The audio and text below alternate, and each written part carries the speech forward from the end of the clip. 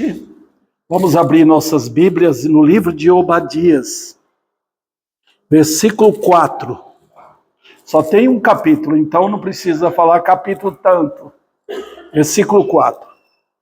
Se te remontares como águia e puseres teu ninho entre as estrelas, de lá te derrubarei, diz o Senhor.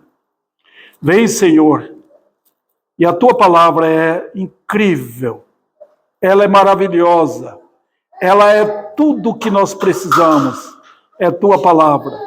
Então, vem nos admoestar, nos exortar, nos ensinar e chamar aqueles que tu tens escolhido para pertencer a Cristo para sempre. E nós vamos te pedir, em nome de Cristo. Amém.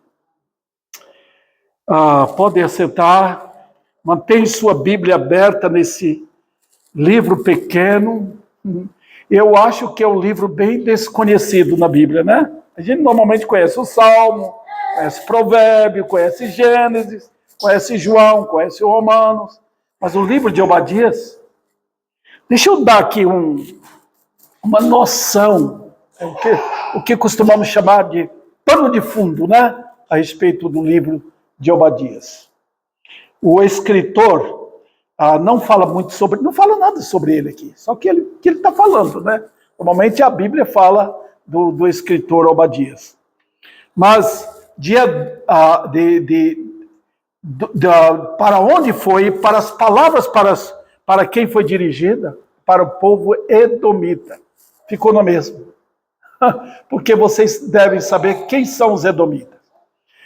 Várias nações existiram naquele tempo, gente. E uma das nações foi o povo edomita. Sabe quem era esse povo? Era descendência de Esaú, irmão de Jacó. Lembra? Naquele tempo, no tempo de Abraão, os homens tinham essa conotação de ter uma família que transformasse em nação. E normalmente os homens tinham 2, 3, 4, 5 mulheres, porque eles queriam ter muitos filhos e produzir uma nação. Foi assim que formaram várias nações naquele tempo. Esaú, irmão de Jacó, foi um desses. Os irmãos sabem o histórico a respeito de Esaú, né? Quem foi ele? Eles e Jacó, seu irmão. Um foi escolhido por Deus, outro não. Jacó foi escolhido, Esaú não. Tá? E o que aconteceu foi que para Jacó, Deus foi trabalhando na vida dele.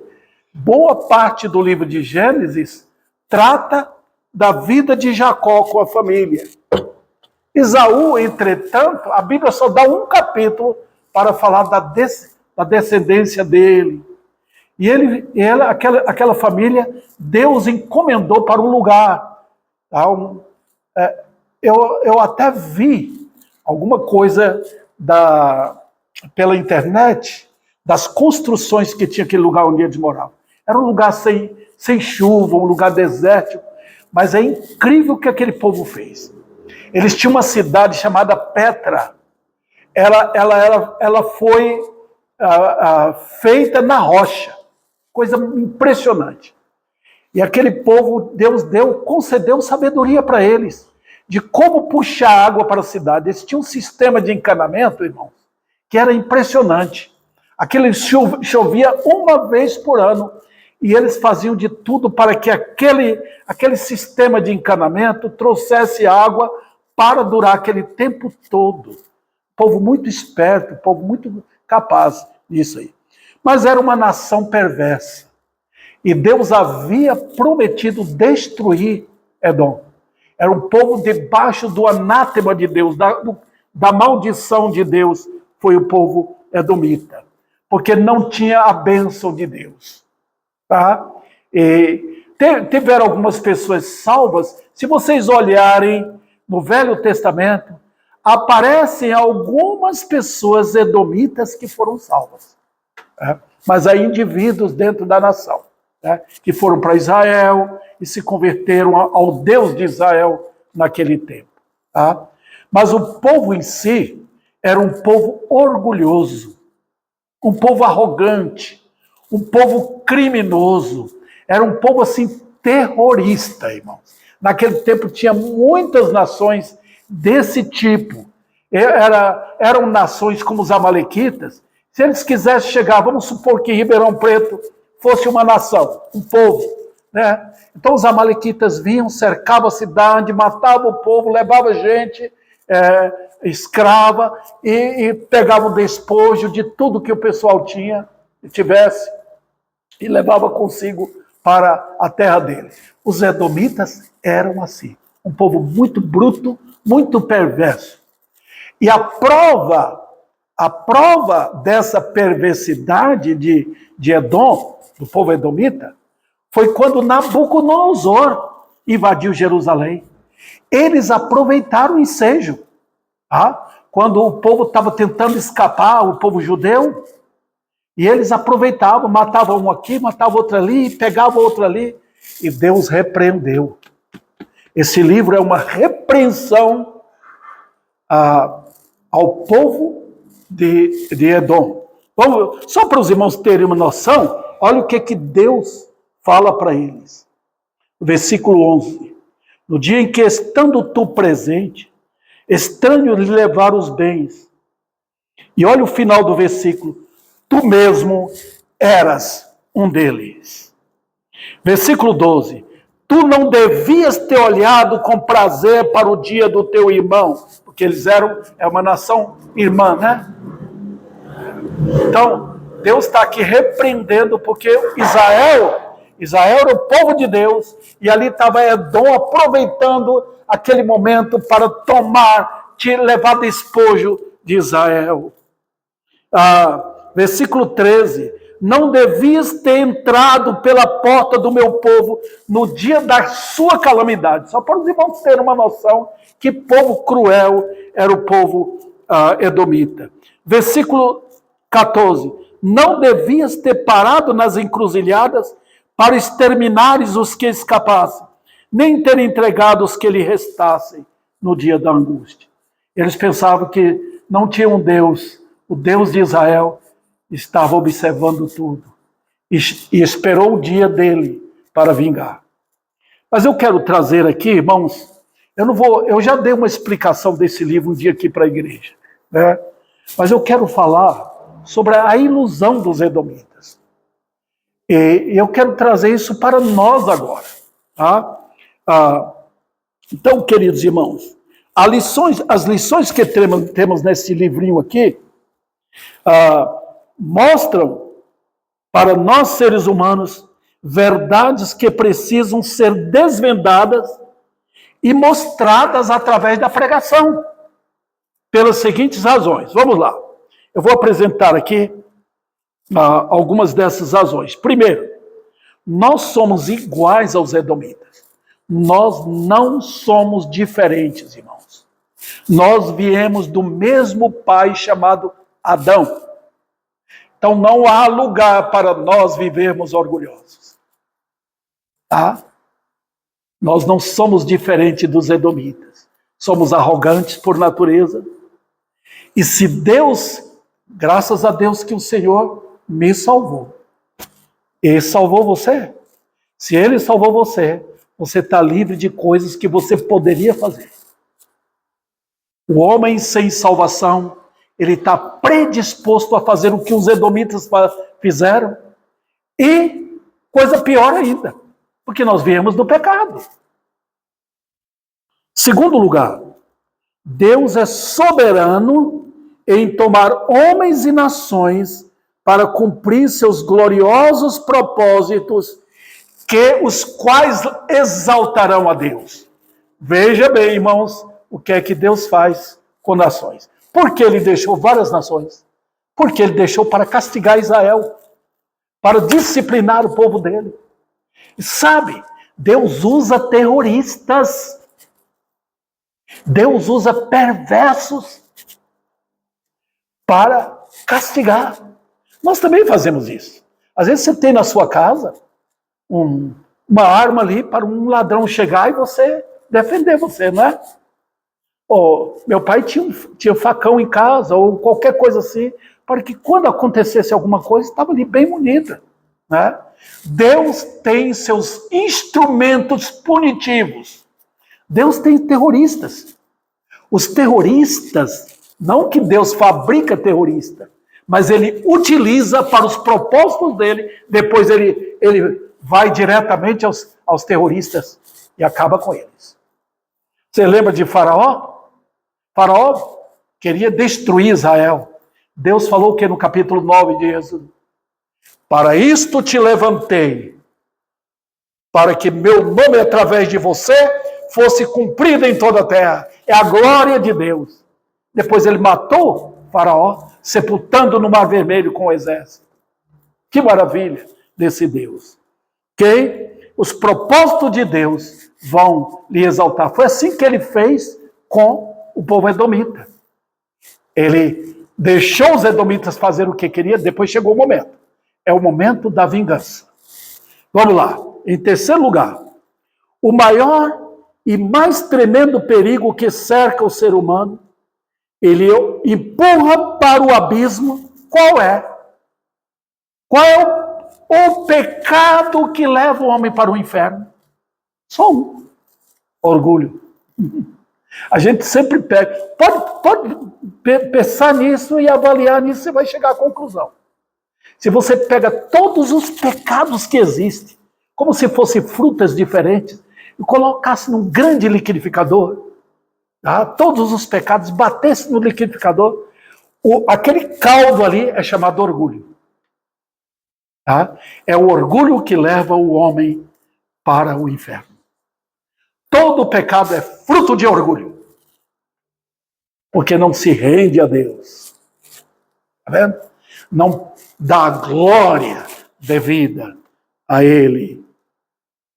Em quarto lugar, no orgulho, os homens não sabem que estão cumprindo os planos de Deus, especialmente no que diz respeito ao povo de Deus. Os homens no mundo nem imaginam que eles estão fazendo um trabalho para Deus e que um dia chegará o momento quando Deus vai tratar com eles. Quantos e quantas nações Deus destruiu? Deus destruiu porque se levantaram contra Deus. Chegou o tempo certo, Deus acabou. Várias nações não existem mais, inclusive os edomitas foram extintos da face da terra.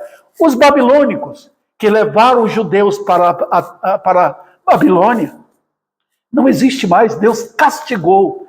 E o livro de Jeremias, o penúltimo capítulo desse livro, é o maior capítulo que tem, é aquele capítulo 51 de Jeremias, tratando do castigo de Babilônia. Se vocês forem no Iraque, vocês têm um lugar lá onde Babilônia está destruída. Deus falou que nunca mais seria reconstruída.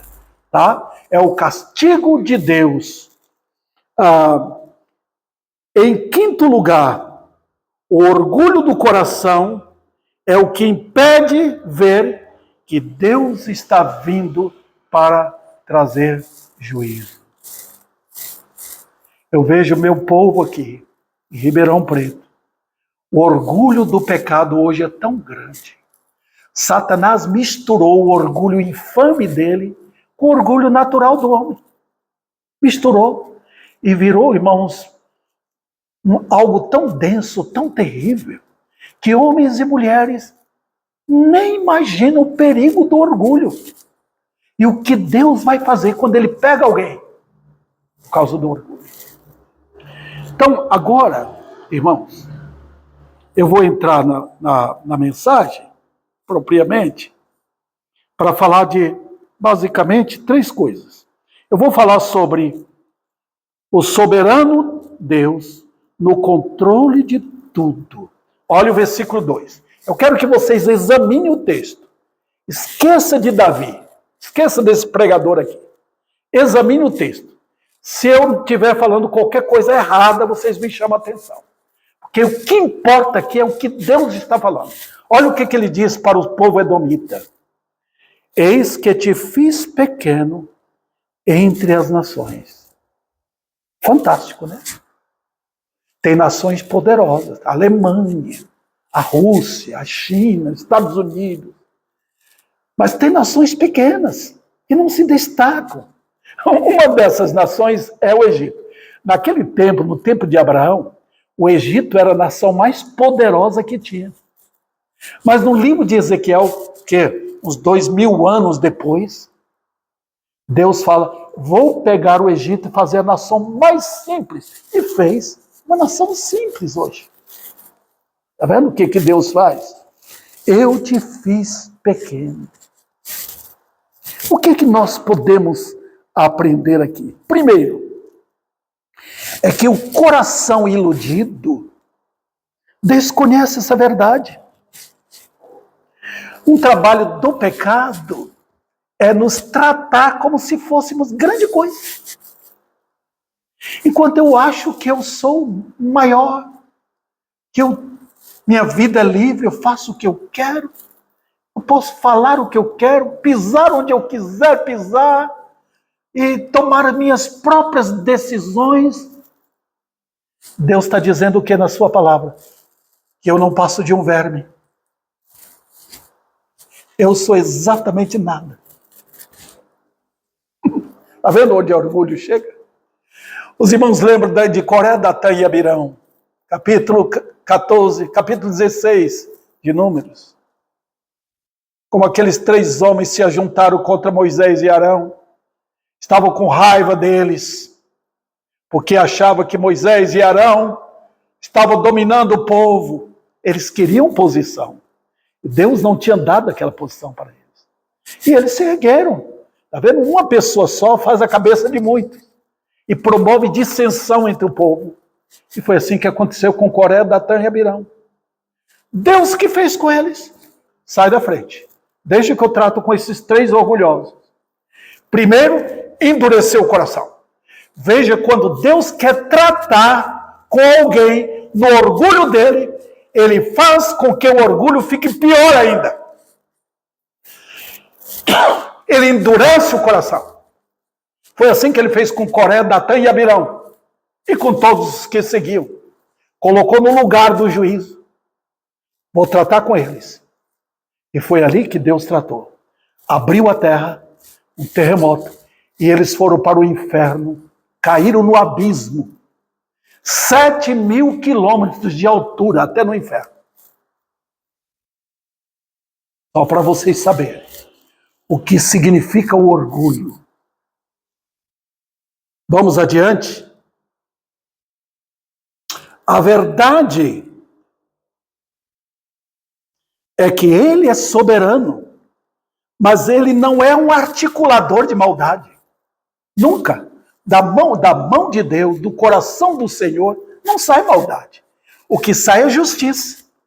Ele é o Deus de justiça e juízo, além de misericórdia. Mas eu não estou tratando aqui de misericórdia, porque para o povo edomita não teve misericórdia, só teve juízo. Os irmãos percebem? Outros povos Deus usou de misericórdia. Com os edomitas, não. Ele deixou o coração endurecido para agir com vingança contra aquele povo. E agiu mesmo. Então, queridos, veja, o que ele faz? Deus toma a massa pecaminosa. Ele toma a massa pecaminosa para cumprir os desígnios dele. Ele fez isso com Nabucodonosor. Os irmãos lembram? Ele chamou Nabucodonosor, o rei da Babilônia, com o exército dele, deu poder para a Babilônia. Chamou Nabucodonosor, meu servo, um homem perverso, meu servo, vai lá, compre, traga Jerusalém, destrói Jerusalém, queima a cidade e leva o povo cativo. Milhares morreram. Mas depois Deus tratou com Babilônia. O que acontece é que Deus dá ódio no coração? Não, o ódio já está lá. O que Deus faz, ele libera. Ele abre a torneira. A água da maldade, do veneno já está dentro do coração. Só abrir a torneira. Os irmãos percebem? Então, quando Deus permite que alguém, na ira dele, seja eliminado da face da terra, ele abre a torneira de um coração. Pode ir, executa. Só lembrar do livro de Jó, aquele livro incrível. Vale a pena os irmãos ler o livro de Jó. Porque o que acontece é que no começo ali, Deus ordenou Satanás, vai lá, faz o que você quer fazer com Jó, mas não tira a vida dele. Matou os filhos, 7 jovens, roubou tudo, queimou tudo, tirou tudo e depois tirou a saúde completa de Jó. Os irmãos percebem que não é ódio de Deus, é ódio do diabo, é ódio dos homens, Deus só libera. Faça. Depois ele vem com castigo. Com Satanás, Satanás é o último que ele vai exercer vingança jogando no lago de fogo. O último. Ok, meus irmãos? Vamos adiante aqui. Ele faz com que o mal seja direcionado aos seus projetos eternos e gloriosos, trazendo glória para ele. Impressionante. Os homens estão praticando maldade? Estão. E Deus parece deixar. É que ele está dando tempo, executando seus juízos, usando os elementos que ele quer para os seus propósitos gloriosos. Ele é exaltado. Ele é Deus. Vamos lá, queridos irmãos. Às vezes que Deus usou Edom, os edomitas, e outras nações para executar seus juízos contra Israel. Israel estava precisando da disciplina de Deus, mas era o povo de Deus. Então, Deus deixa agora, vocês fizeram, agora eu vou tratar com vocês. Então, queridos, eis o glorioso Deus em plena ação. Vamos para o segundo ponto aqui. No segundo ponto, eu vou mostrar para os irmãos aqui o terrível engano do pecado. Observe o versículo 2. Eis que te fiz pequeno, tu és muito desprezado. Agora veja o versículo 3. A soberba do teu coração te enganou. Vamos ver isso aqui, irmãos? Veja bem, a primeira lição que aparece aqui é que isso é provado na maneira que viveram os edomitas. O desejo de Esaú, que é o pai dos edomitas, né? Edom é o nome do local. Tá? Aliás, é o apelido de Esaú. Edom significa vermelho, irmãos. Diz que a aparência de Esaú era assim de uma corrubra, né? Parecia muito sangue assim nele. Sabe aqueles homens brancos, mas que aparece muito o sangue nele? Esaú era desse tipo, né? Por isso que ele é chamado vermelho. É o significado da palavra Edom, né? Mas note aqui, irmãos, quem era Esaú? Não era um homem escolhido. Quando não é escolhido, meu Deus, Deus deixa de lado. O que Deus faz com esses homens assim? Ele dá corda, pode ir. E é impressionante quando você lê no livro de Josué, capítulo 24, o último capítulo do livro de Josué. Diz que Deus mandou Esaú para a terra de Edom. Tá? E Jacó com a família desceu para o Egito. Olha como é que Deus faz. Deus deu prosperidade para Esaú e aparentemente não deu prosperidade para Jacó, mandou para o Egito, para uma terra onde eles seriam escravizados. Está vendo os planos de Deus? No caso de Esaú, Deus deu corda. Pode ir. Eu vou dar muitos anos, vocês vão ser bem-sucedidos, mas se tornou uma nação terrível, assassina. Está vendo, irmãos? Então, a diferença é muito grande. Esaú queria o quê? Ele queria o que todo homem quer. Eu quero prosperidade, eu quero terras, eu quero ter uma família, eu quero constituir uma nação poderosa. As ambições mundanas do homem estavam em Esaú. Jacó não. Deus tinha o controle de que você é meu, eu te comprei, eu te escolhi, eu te salvei, você e sua família vão ser levados por mim para o Egito, onde ficaram quase 500 anos. E depois Deus tirou de lá. É a história que vai de Gênesis a Êxodo. Aquele espaço de Gênesis para Êxodo tem 400 anos, irmãos. Observe o caso de Esaú. Teu coração, a soberba, te enganou. E sabe, vocês lembram de Lúcifer? Qual foi o pecado de Lúcifer? Era um anjo. Ele não tinha nenhum contato com mulheres. Não, porque era um anjo. Nem bebida, nada. Qual foi o pecado dele? O orgulho. Ele, no céu, ostentou sua glória de ser um anjo incrivelmente sábio, esperto. A própria palavra luz, Lúcifer significa portador de luz.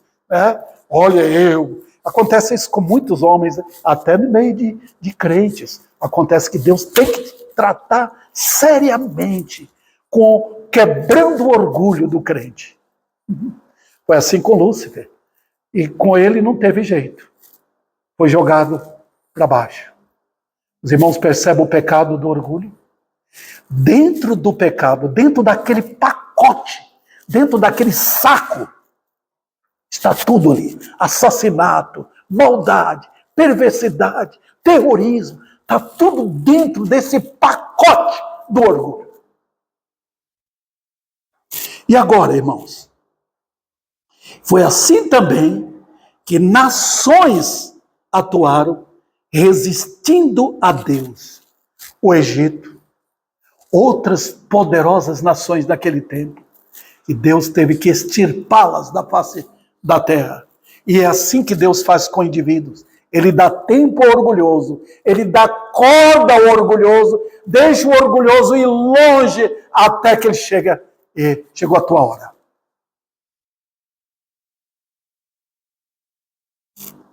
Às vezes que Deus, espera um pouco aqui, irmãos, que eu pulei de uma parte para outra.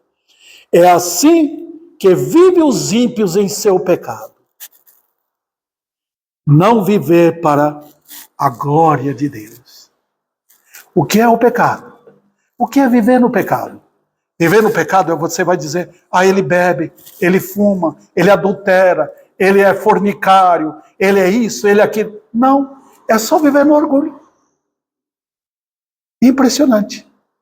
É só não dar a Deus a glória que é devida somente a Ele. Isso é orgulho. E aí que está o problema.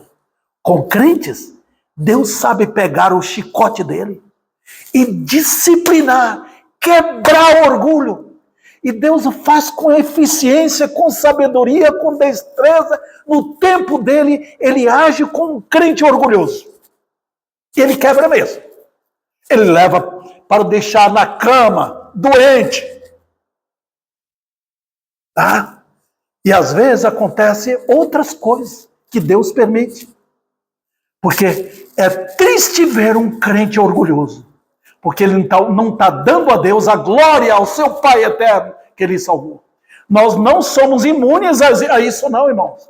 Pastores estão em perigo. Qualquer crente da igreja tem que livrar dessa ilusão edomita.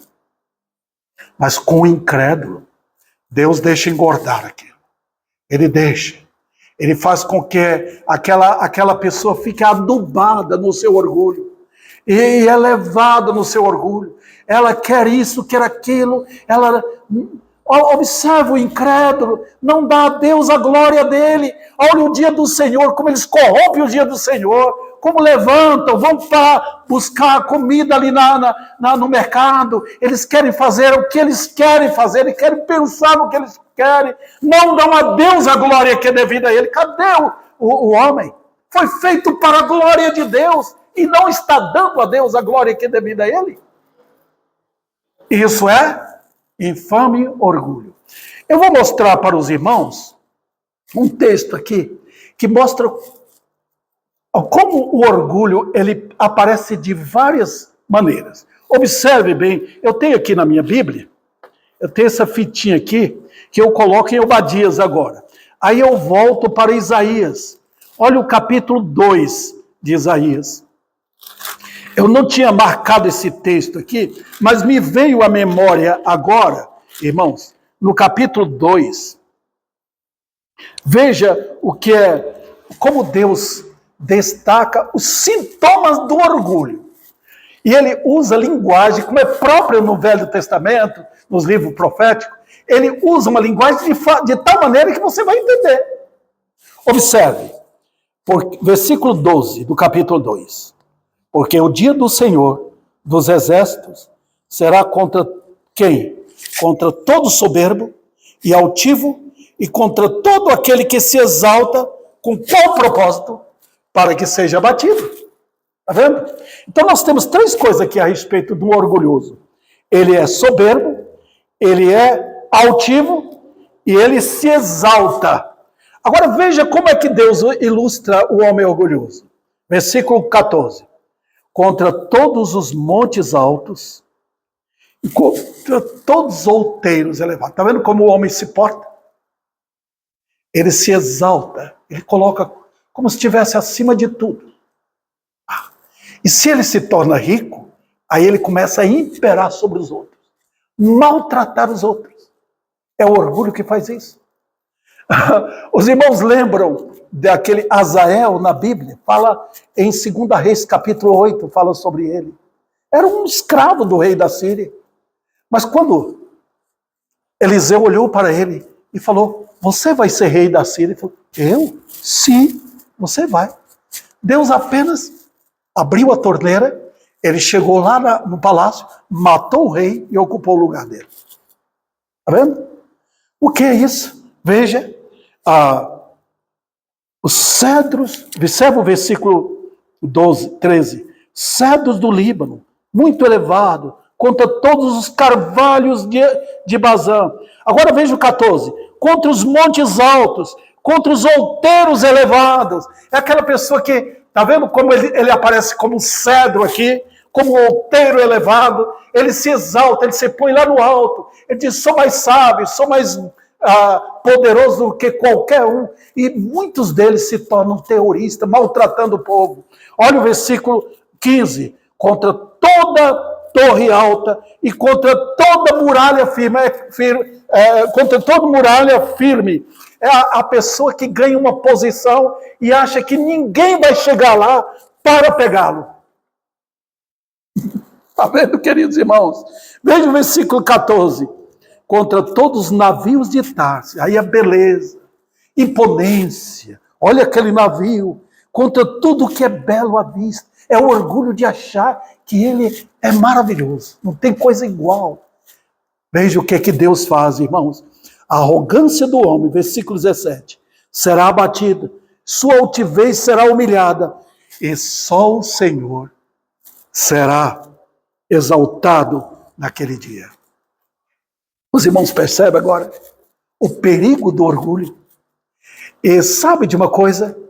O homem é tão orgulhoso que aquele que está lá mais no alto, ele olha com prazer. Eu gostaria de ser igual àquele. Olha o que ele tem. Se ele chegar lá, ele vai ser tão infame quanto aquele. Está vendo? Os irmãos percebem na Bíblia que quando Deus dava a Israel a posição de um rei, ele disse, a idade de um rei é só até 70 anos. Porque Deus quebra o orgulho de alguém que ocupa uma posição dessa. E vários que ocuparam a posição de rei foram mortos por Deus. Veja, irmãos, então, o perigo. Veja o versículo 22. É uma exortação de Deus. O último versículo. Afastai-vos, pois, do homem cujo fôlego está no seu nariz. É aquela ideia, eu confio no homem. Idolatra o homem A Bíblia diz, afastai-vos dele, pois em quem é ele estimado? Os irmãos perceberam o grande perigo? Agora vamos voltar para Obadias. Veja ali, irmãos. Como é a atuação da soberba em promover a ilusão no íntimo. Veja que Deus diz, eu te fiz pequeno entre as nações, e a soberba do teu coração te enganou.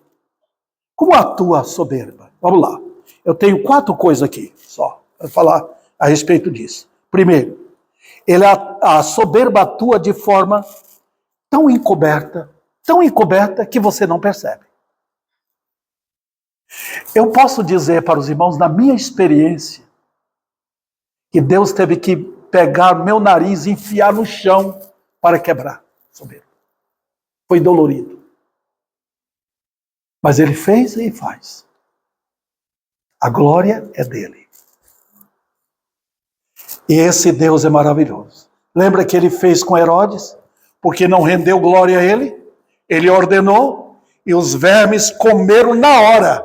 Ele foi comido por vermes na hora e todo mundo presenciando. Porque não deu glória a Deus. Lembra de Nabucodonosor? Quando Deus deu tempo para ele, Daniel falou com ele, exortou ele esqueceu. Ele achou que ele era o grande. Naquele momento disse, passou o teu reino, saia. Foi jogado no mato, onde ficou 7 anos vivendo como animal. Queridos, isso aqui é misericórdia de Deus. Porque o lugar dos orgulhosos é o inferno. O céu não é lugar de orgulhosos. Porque lá não tem o que o orgulhoso quer. Vamos lá. Em segundo lugar, o orgulhoso ergue uma divindade humana ao promover seus direitos. Sabe o que é isso? É que ele está querendo dizer, eu sou igual a Deus.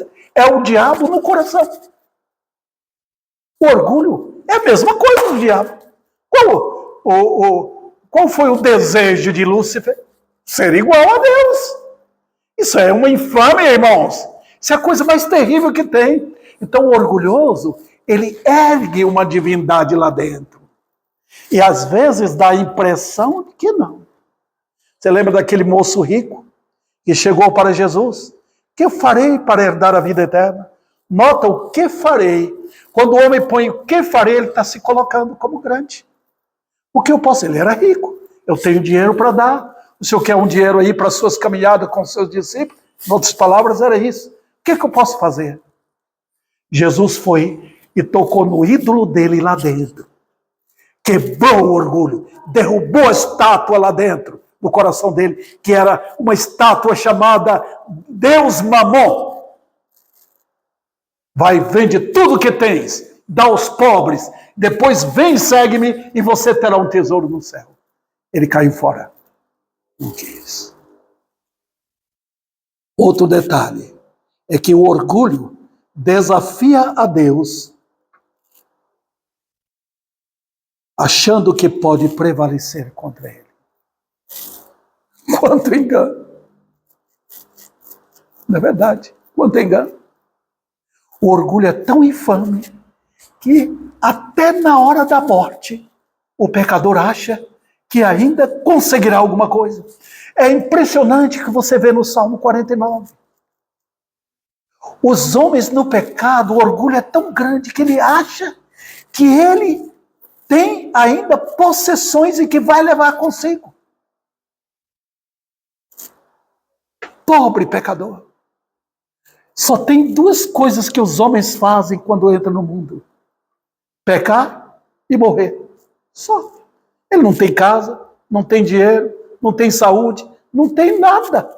Ele é nu. Ele só faz 2 coisas.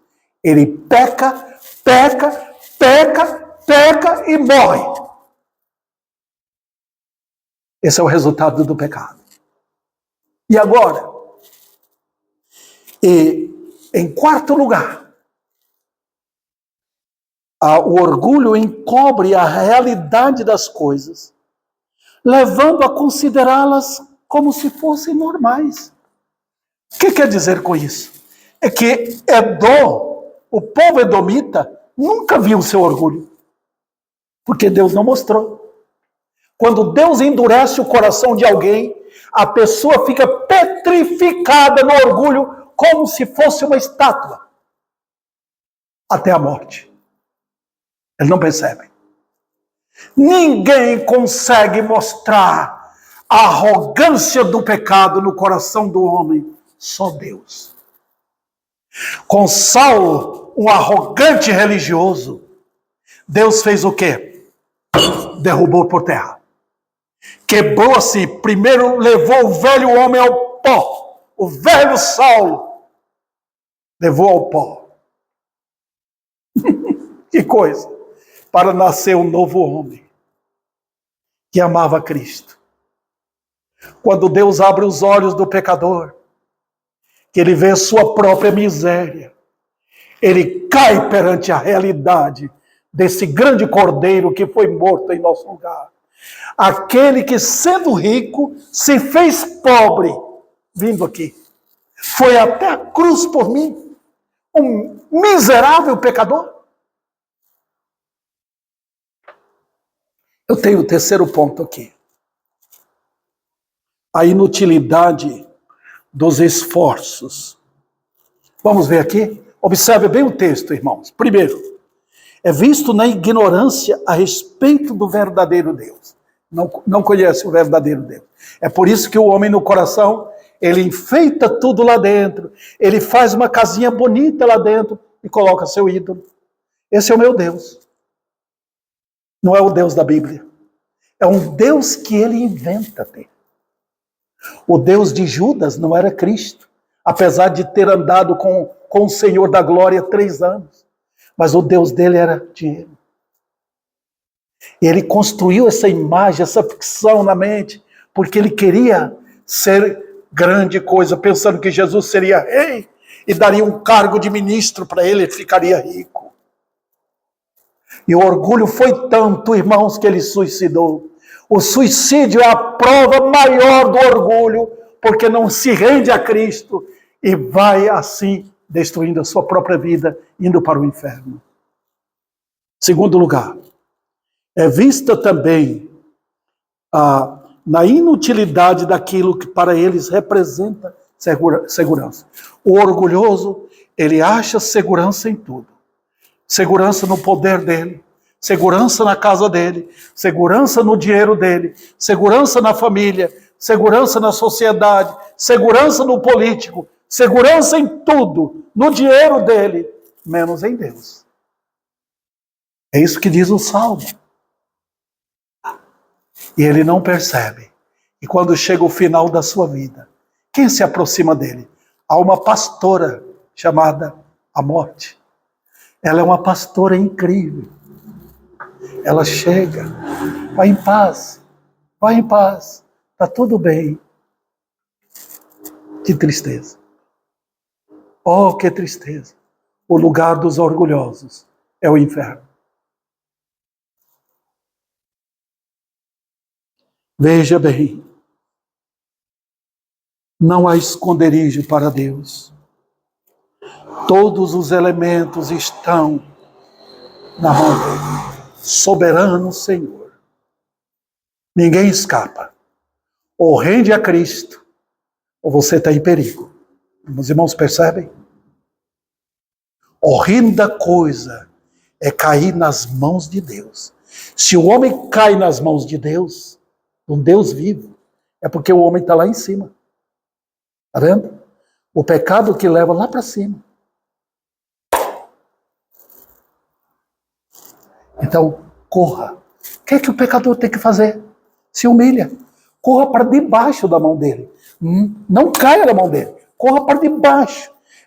Se coloca ali. Meu Deus, o que eu vou fazer? Se o Senhor não me salvar, se o Senhor não me purificar dos meus pecados, quebrar meu coração, eu vou cair, estou perdido. Os irmãos podem olhar os livros dos Salmos, 150 salmos, a maior parte são homens pedindo a Deus: Senhor, tem misericórdia de mim, eu sou nada.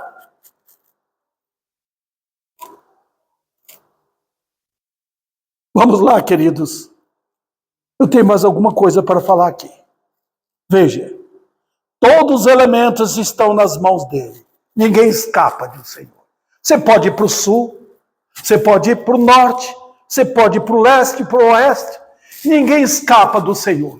Se você foge do amor dele, você vai encontrar a face julgadora dele. Não tem jeito. Ou o homem corre para os braços amorosos de Cristo, Cristo glorioso Senhor, ou vai cair nas mãos julgadoras dele. O mesmo Cordeiro que foi destinado a salvar o povo dele é o Cordeiro destinado por Deus para ser o juiz. E agora, queridos,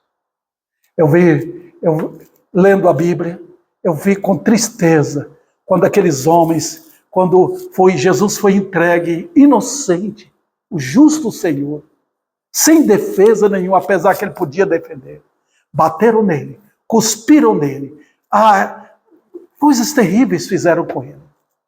Quando a Bíblia diz: beijai o filho, Salmo 2, beijai o filho, os homens vêm para esbofetear o seu Criador, o seu Senhor. Meu Deus, que coisa horrível. Vai chegar o dia da vingança. Olha, Deus nunca, às vezes, não levantou a mão para proteger um filho dele. Mataram Estevão e Deus não ergueu a mão para defender ali. Só levou para a glória depois da morte dele. Mas mexer com o filho dele, mexer com a segunda pessoa da triunidade e a terceira pessoa, aí a coisa é terrível. Os irmãos devem saber que depois da crucificação, quando o povo judeu falou que o sangue dele caia sobre nós, Jerusalém foi destruída pelo general Tito. Judeus foram empilhados, mortos, em todo lugar. Por quê? Mexeram com o Filho amado do Senhor. Então, o que tem que fazer? Se humilha. Agora veja, irmãos, mais alguma coisinha aqui. O orgulho é vista no engano de uma falsa confiança. Qual foi a falsa confiança do povo edomita? Volte os olhos aí para o versículo 3.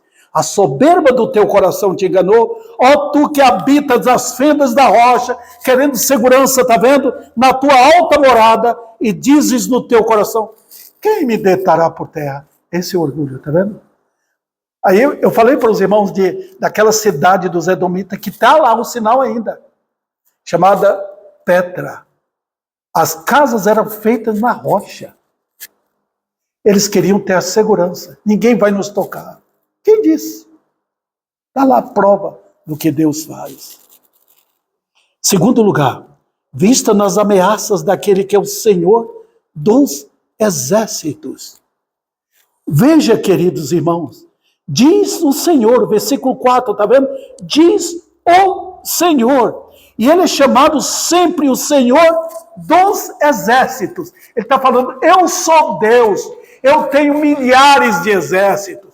Todos os animais formam meus exércitos. Até os demônios formam meus exércitos. Eles trabalham sem saber, fazendo o serviço de Deus, na cozinha de Deus, limpando as panelas do Altíssimo, por assim dizer. É assim que Deus opera, Senhor dos Exércitos. Outro detalhe, queridos, veja, é visto na destruição já prevista. O que diz aqui?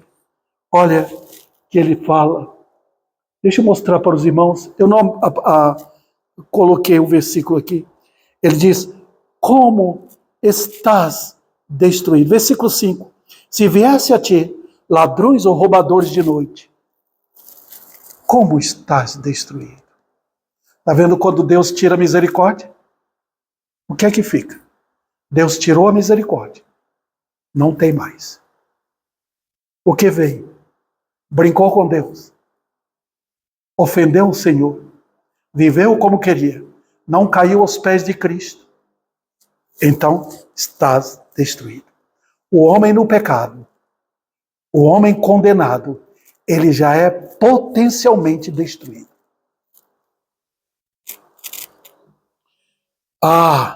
Se você vai morrer amanhã, já é potencialmente um morto. Mas eu quero terminar aqui mostrando para todos qual é o escape para o pecador. Eu vou falar usando 3 argumentos só. Primeiro, a destruição dos edomitas é um aviso a todos os homens. Eu vejo no Brasil o que está acontecendo. Maldade, adultério, fornicação, mentiras, perversidade feita com meninas, com crianças, com outros. Nota, queridos irmãos, há uma maldade tremenda circulando as nossas ruas e praças. Sabe? Cuidado, a destruição dos edomitas, conforme está em Obadias aqui, é Deus falando também ao povo aqui de Ribeirão Preto, ao povo no Brasil. Eles estão pensando que a vida vai ser boa assim, vai ser sempre assim. Até Deus diz, a corda acabou, chegou o momento. Eu vou puxar a corda e vou pegar na sua garganta. E quando Deus, na ira, efetua a vingança dele, ninguém pode tirar. Ele faz com justiça.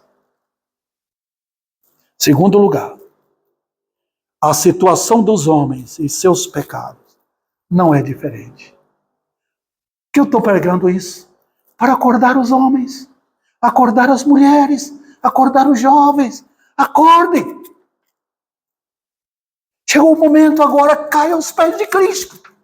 Não tem outro Senhor, não tem. Caia, se humilhe. Reconheça que não há outro Salvador. Você pode correr para a minha igreja. Você pode procurar um refúgio na minha igreja. Procure a ajuda do pastor. Procure um batismo. Que é isso? Nada disso resolve. Nada disso. Corra para Cristo. Corra para esse glorioso Senhor. Se humilhe. Confesse os seus pecados. Arrependido no coração. E é impressionante. Cristo veio buscar pecadores. Ele não veio buscar bonzinhos, ele não veio buscar religiosos, ele não veio para isso. É da igreja, não tem nenhum valor, nada, não tem mérito nenhum no homem, qualquer um. Ou se converte a Cristo, ou você pode ser da melhor igreja que tiver em Ribeirão Preto no Brasil. Está perdido. Não tem certificado que leva você a entrar no céu, a não ser a justiça de Cristo. Converta ele e o coração é mudado. Impressionante. Quando o homem se humilha, quando o homem vai ao pó, o Senhor ergue aquela pessoa em Cristo. Quando o homem se orgulha, Satanás o eleva até lá em cima. Até ele ficar bem alto. Até chegar o dia que Deus caia. E para finalizar, onde está a esperança para o pecador? Eu já falei. A Bíblia responde. Eu vou usar a linguagem bíblica. Quem sou eu para ficar inventando? Humilhai-vos. Tiago fala. Pedro fala. Arrependei-vos. Pedro também fala em Atos. Convertei-vos. Pedro fala em Atos. É a conversão. A mensagem de Cristo foi para os judeus. Ele veio buscar arrependidos. Ele veio chamar pecadores ao arrependimento. E é isso que leva o homem a ser um novo homem, uma nova mulher em Cristo, para entrar no céu. Quando a pessoa se converte, o orgulho é dissipado. Quando eu contemplo a cruz, quando eu contemplo o que meu mestre fez por mim, por que ser orgulhoso? Eu já vi muitas pessoas dizendo que são crentes e ficar censurando o pregador. Você está achando que eu não sou crente? O convertido não pensa assim. Meu Deus, quem sou eu para entrar no céu? Para andar como um crente aqui? Eu sou um pecador, mas eu quero andar com Cristo. Está vendo a conversão que faz? Antes da conversão, O homem não quer o céu. Se você levasse um homem para vistoriar o céu, abrir um pouco o portão do céu, ele cairia no chão, morto, porque ele não suportaria ver a glória de uma cidade onde não tem doença, onde não tem pecado, não tem dor, não tem tristeza, não tem morte, não tem mentirosos, não tem nada disso. E ele prova aqui, não vindo na igreja. Os irmãos percebem? Eles preferem outro lugar. Preferem um lugar de mentirosos. Preferem ouvir uma pregação de mentira do que no lugar onde está o Deus Santo falando a palavra da verdade. Então eu quero aproveitar a gravação dessa mensagem para convidar pecadores ao arrependimento, a se converter a Cristo de todo o coração e serão salvos para todo sempre. Que o Senhor aplique a sua palavra em nossos corações.